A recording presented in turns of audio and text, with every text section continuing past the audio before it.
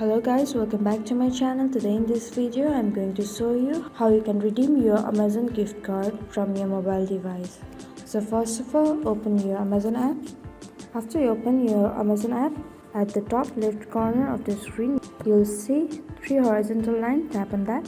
Below you'll see an option of your account. Tap on that. Scroll all the way down, you'll see an option of manage gift card balance. Tap on that. Inside manage your balance, you'll see option of redeem another gift card. Tap on that. Here you'll see two different options to redeem your gift card. You can scan your claim code or enter your claim code.